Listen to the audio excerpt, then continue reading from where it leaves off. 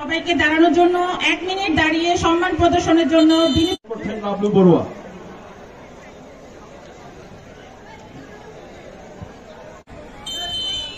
ইতিমধ্যে আজকের ফাইনাল খেলা শুরু।